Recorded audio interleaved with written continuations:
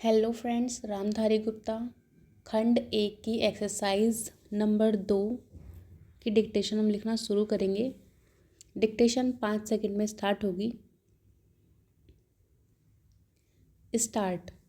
सभापति महोदय, प्रतिदिन छोटी मोटी झड़पें होती रहती हैं। हमारी फौजें बड़े उत्साह से उनके मुकाबले में खड़ी हैं।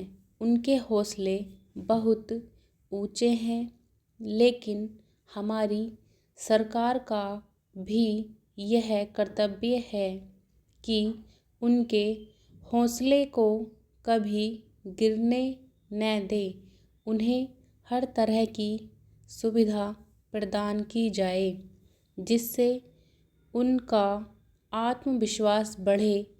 मैं मंत्री महोदय से अनुरोध करूंगा कि सरकार अपनी नीतियों के प्रचार का काम ठीक प्रकार से अपनी फौजों से करे।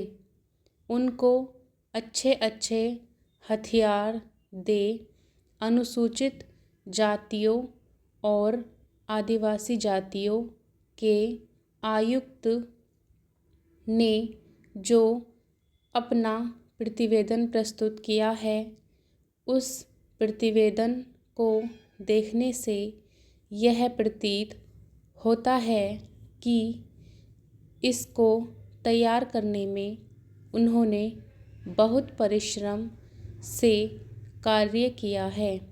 इसके लिए मैं उनको और उनके सहयोगियों को धन्यवाद देता हूँ, परंतु साथ ही साथ इस प्रतिवेदन के संबंध में कुछ आवश्यक निवेदन भी करना चाहता हूँ।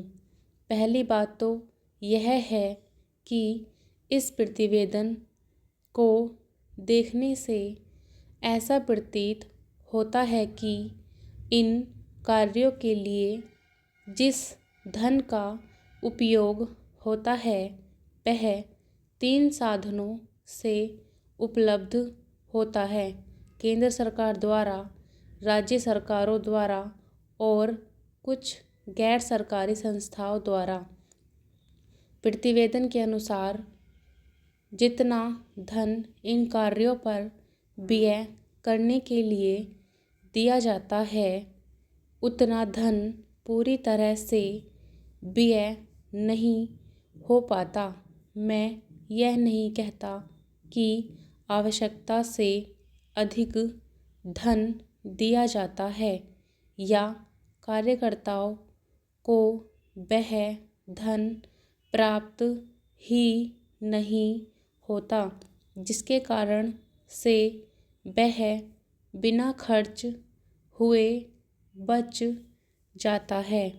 मैं तो यह चाहता हूँ कि जितना धन दिया जाता है उसका पूरा उपयोग हो और आयुक्त को यह न कहना पड़े कि इस कार्य के लिए जितने धन की आवश्यकता थी उतना धन नहीं मिल पाया और विवश होकर हमको उस कार्य को बीच में ही रोकना पड़ा।